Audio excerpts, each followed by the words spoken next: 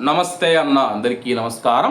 ప్రస్తుతం ప్రాంతీయ పరిణామాలు మరియు అలాగే ప్రస్తుతం జరుగుతూ ఉన్న యుద్ధం గురించి కువైట్ మరియు అరబ్ దేశాలు అయితే సమావేశం నిర్వహించడం జరిగింది. ఈ యొక్క సమావేశంలో కొనసాగుతూ ఉన్న ప్రాంతీయ భద్రతా సవాళ్ల మధ్య అరబ్ దేశాల మినిస్ట్రీ ఆఫ్ ఇంటీరియర్ మంత్రుల భాగస్వామ్యంతో అరబ్ అంతర్గత వ్యవహారాల మంత్రుల మండలి 43వ సమావేశం వీడియో కాన్ఫరెన్స్ ద్వారా నిర్వహించింది.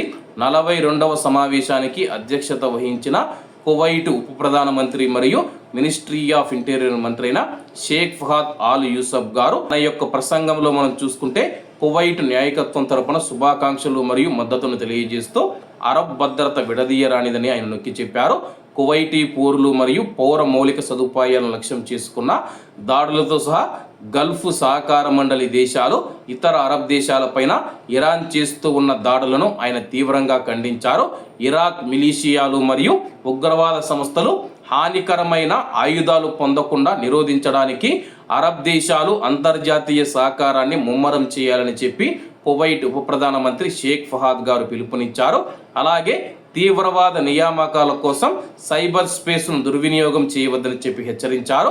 మాదక ద్రవ్యాల అక్రమ రవాణా పెరుగుతూ ఉన్న ముప్పును, ఉగ్రవాదానికి సాయుధ గ్రూపులకు నిధులు సమకూర్చడంతో దానికి ఉన్న సంబంధాన్ని కూడా ఆయన ప్రముఖంగా ప్రస్తావించారు. ఈ సమావేశంలో కువైట్ కౌన్సిల్ ప్రస్తుత సమావేశ అధ్యక్ష పదవిని లెబనీస్ రిపబ్లిక్కు అప్పగించింది.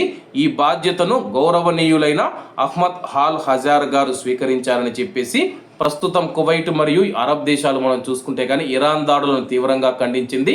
అలాగే ప్రస్తుతం కువైట్ మరియు అరబ్ దేశాలలో మనం చూసుకుంటే మాదక ద్రవ్యాలు యథాస్వేచ్ఛగా దొరుకుతూ ఉన్నాయి.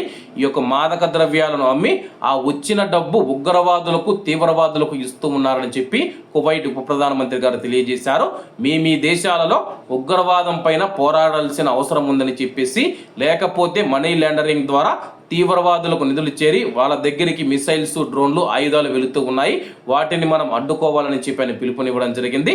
కాబట్టి అందరూ బాగుండాలి, అందులో మనం ఉండాలి. అందరికీ నమస్తే అన్న, జై హింద్.